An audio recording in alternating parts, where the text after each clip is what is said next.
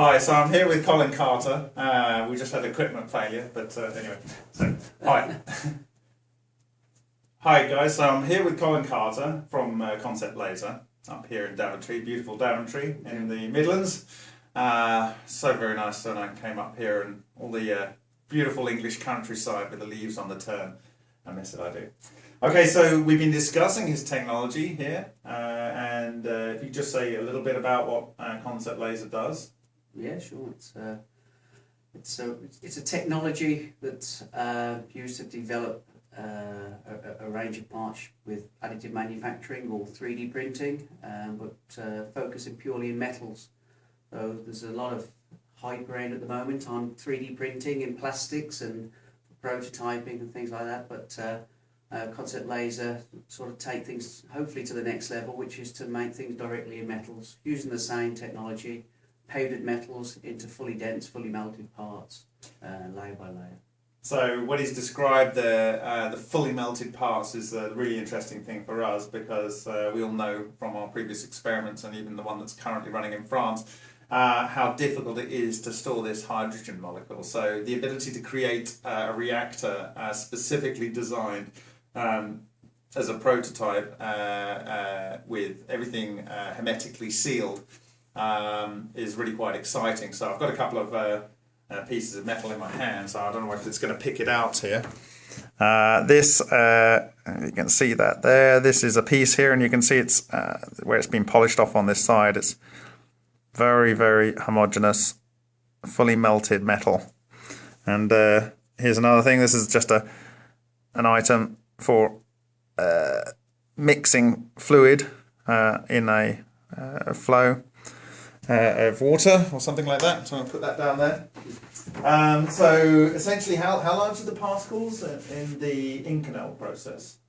Well, we use a metal powder that's between 10 to 30 micron in particle size. It's gas atomized, so it's less round, spherical. Because it's a coating process, then we need to have that distribution so that we get an even coating, so we get the very high density that we need in the process.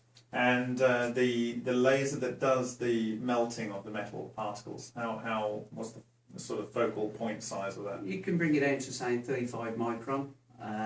With the range of machines from Concept Laser, we can change that from 35 micron to 70 to 90 micron. And again, with the build layers, that we can work from 15 micron layers up to, say, 40, 45 micron layers. Depending on the power of the laser and the type of material that you're working with, you could sort of vary these parameters. And essentially, how thick could you make or how thin could you make a wall feature that would be basically fully melted? From about 0.5, 0.6. Again, depending on the material. In some cases, you can come down slightly less than that, but if you're trying to get some of the effects that you need to try and achieve, then normally sort of 0.6 to 1 millimetre would be a generally accepted sort of wall thickness that you could achieve. And the finished articles, I think that they're quite a high temperature operating. They're able to keep their structural integrity up to what sort of degrees? 1,000 degrees if it's in the Inconel. Obviously different materials have got different melting points, but the material you're interested in, I think that around about 1,000 degrees, 1100 maybe in Inconel is okay. Okay, and that would be at a wall thickness of? Again, depending on the size of part, but around about 0.6 to 1 millimetre probably. Okay, so we can build features that are impermeable, potentially as thin as 0.6 of a mil, and pieces that are meant for high temperature, potentially as thin as sort of 0.6 to 1 mil and above.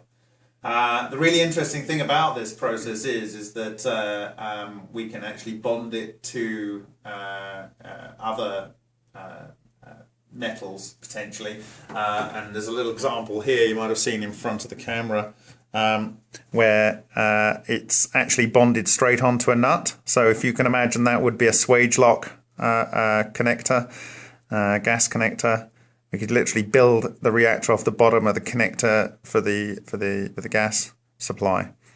In terms of coolant flow, here's an example of a cutaway of a injection molding part where you have what do we call this, Colin, again? It's called conformal cooling channel. So. Look up conformal cooling, and you can get a lot of inspiration off the images you'll see in and documents you'll see about how you can create conformal cooling. And these might be really interesting ways to extract heat. So we've got bonding to other metals, we've got conformal cooling, and we've got fluid mixing. So this is the kind of thing in this part where you'd, for instance, on the input water and the output water from the reactor, you could create a very well mixed input temperature and output temperature prior to any thermocouples for measuring the input and output temperatures. And here's a kind of mock-up of a turbine blade piece there. So there's a couple of little examples there. So what we're thinking potentially is, could this be used for building reactors? Well, after I spoke to Colin a week or so ago, I was working on the blog about blog update for the gamma research that we're doing at the moment, and I thought, has anyone used Inconel in LNR research? And what happened was I came across Mizuno et al., who had done some work using phenanthrene, which is a 3 benzene rings, bit of platinum catalyst in there and some hydrogen, and he had they had found excess heat correlated to gamma rays. But the really interesting thing for me was, and the reason I came across that paper by chance, was they used an Inconel reactor for its strength and heat tolerance. It was more traditionally manufactured. This was some time ago, but that got me thinking, okay, so maybe it wasn't playing a role in the LNR reaction, but it didn't stop it either. So what does Inconel have? And, is it possible that we could actually build a reactor that had an active surface area as part of the structure?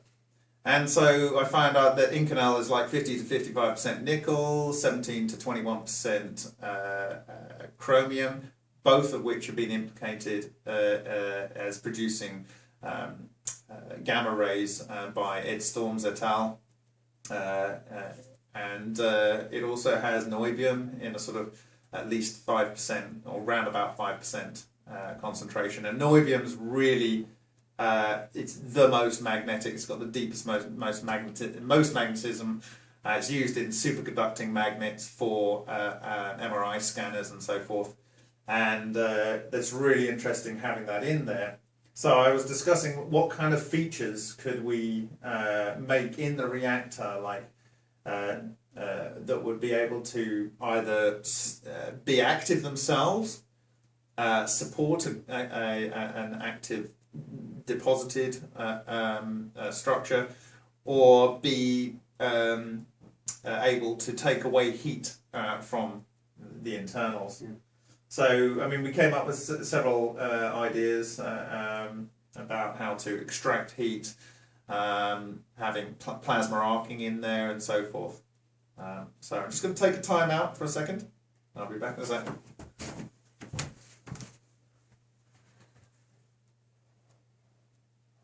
Just making sure it's recording.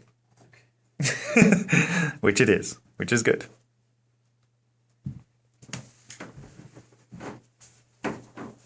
So, what kind of build time and sort of build cost are you looking at, maybe if you had some reactor that was, I don't know, is it weight based on the material? Is it the time of the laser scanning, or what? Well, it's both. It's the volume of the metal, first of all, so if you can remove as much metal as you possibly can, and the Z height, because you're building in layers, so there's a mechanical process that is the same whether you're building 1 or 10 pieces, and then the laser has to melt each of those layers. A part that could be, for example, I don't know, 100mm diameter, 50mm high. If that was virtually hollow, that could probably take in the region of 30 to 40 hours to build. If it was solid, it would take probably 200 hours to build something like that. So it's purely based on the volume of the metal. We can build with slightly coarser layers, and you can use more power in the laser, which means that you can actually build quicker. So there's slight variations, but you have to initially start with the volume of the metal and the height. So it might be a good plan to build using the key wins that you get from this technology, like creating hermetically sealed homogeneous structure, maybe with all the cooling channels in there, the areas for the heating elements to go in, and the thermal shunts, those kind of aspects. But maybe the bulk of the volume, you know, it might just be better to get nanopowder and throw that in the top, for instance, and just use the technology for where it's needed in the core channels that you create. If you can make so I mean, if you're creating something that's got a large volume of material and it's this big, and you create something that's 3 times as big, but it actually uses no more material, this laser's not having to scan anymore. It's just having to do more layer swipes, as it were. Okay, so can you just talk through essentially what happens is you put in a 3D model. Yeah, a 3D model that's created in a STL format. That's stereolithography. It's been around for like forever, but it's the one they use. Most 3D packages that create things, if it's SolidWorks for example, that can output an STL file. We input that into the software, and the software creates a series of slices. It then makes that compatible with the material you're working with, the layer thickness, and when you import that slice data into the machine, that's then just built in a very mechanical 2D plane, but melting each layer one on top of each other using the metal powder that you've selected. And you mentioned support structures earlier, I think. On the sort of things that you're talking of making, you can hopefully build that with no support structures, but generally if you've got features that overhang, then you need to have support structures from the base, because if you're building things in powder, but the feature that you want is 20mm above the powder, unless you have a support structure that's built from the base, that would actually sink into the powder and not build correctly. Okay, so effectively you could actually build an active area inside the reactor that could just be loads of support pillars. Yes. Yeah. Okay, so this is one way of looking at it. Whatever it is that you build, you have to allow for sort of high pressure air, I think it is. How do you clean it out, and how does that restrict the size of cavities and so forth? Again, it depends on the internal volume and how clean you want the inside, I suppose. But normally what you would have, if you've got a single outlet coming in and one coming out, then you can use air. But there are certain water slurries that you can get that mix things together that can internally polish certain surfaces. High pressure water, high pressure air, ultrasonic baths and things like that. There are a range of cleaning sort of techniques that you can use. So you can make the outside shiny if you want to? Yes. I think there's actually a process for Inconel where you can, I think it's a Swiss company, and you can actually make it look like a complete mirror. I mean, it's there's incredibly smooth. Yeah, a number of surface texture processes that allow you to give a very fine polish. Surface texture is something I want to come on to, but just before that, you mentioned so say we have a cooling channel. That I think you said it was between what sort of range? Normally, an internal hole is between 2 and 8mm in diameter, and that allows you to build those without having internal support structures. And having a minimum of about 2mm allows you to clean the cavity throughout, so you don't have any blockages of powder. But you do have tricks that you can sort of adopt as well, that if you need things that are got a bigger volume than 8mm diameter, you can make the internal holes oval rather than round. Okay, so oval for maybe say 10 by 7 or something like that. Yeah. Something like that. Okay. So that's your cooling channels. We discussed mixing channels earlier. We talked about bonding onto other elements. We're talking about the homogeneous nature of it. You mentioned just a minute ago, and I want to expand on that, it's the surface structure. Now, we can, with Celani's wire, he's processed it in such a way with nitric acid and oxidation and dual heating and so forth, such that the outer layers, he's removed some of the elements, the copper, I think, principally, to leave a kind of nickel foam or a higher density of one element, and that creating a kind of sponge. And so there's a potential here for us to build internal structures into reactors that directly coupled with the metal that is part of the heat exchanger.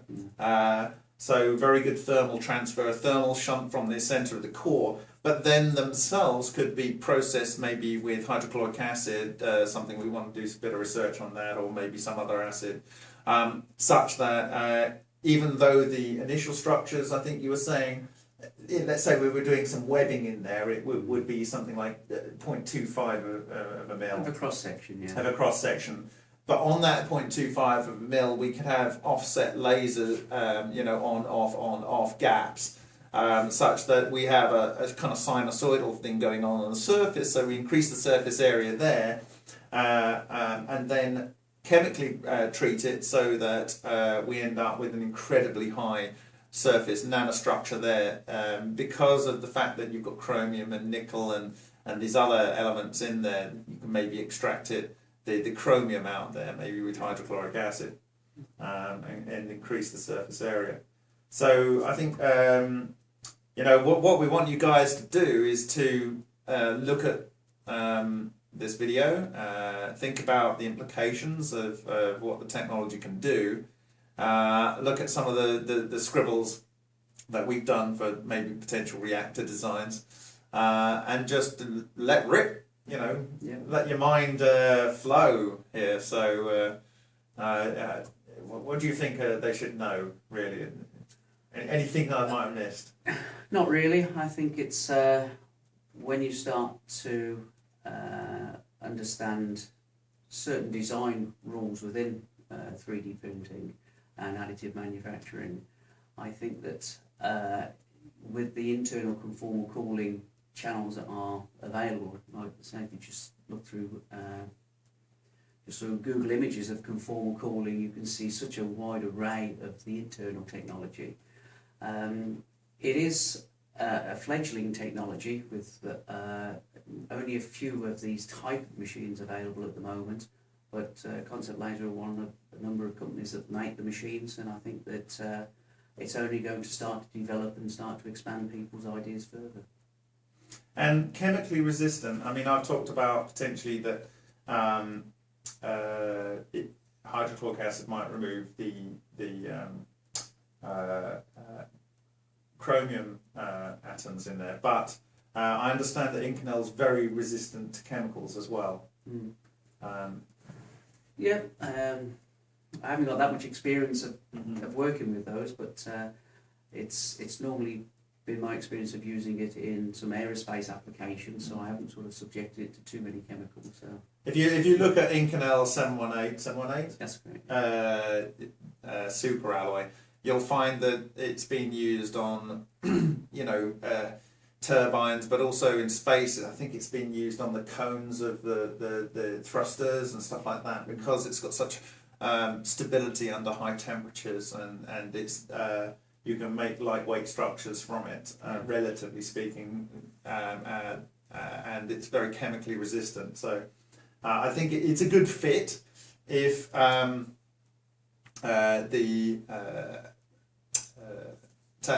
paper that I referred to earlier with the phenanthrene and hydrogen that Mizuno and et al. Did gives us this clue that it may not be a poisonous to the LNR reaction.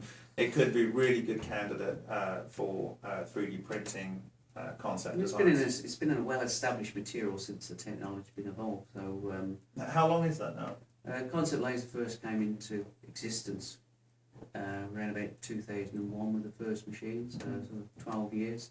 And that's not long really in this technology, but some of the early materials were Inconel stainless steels, some of them are aging tool steels. So those were the when I was referring to the thrusters, I think that was from the moon landings okay. in Inconel, but they were made in much more traditional, maybe cast or milled or so whatever. this is again, I have to put this in context with other manufacturing processes. This is quite new, but the way we see the take-up and the interest in 3D printing starts with a lot of the media attention with the plastics machines now moving into metals, and people start to visualise what they can do. A lot more software packages are starting to design for the process. So it's only going to get more and more with more people becoming involved. So, become involved. Get excited with the fact that it has niobium in there. This is the stuff of superconductors, you know.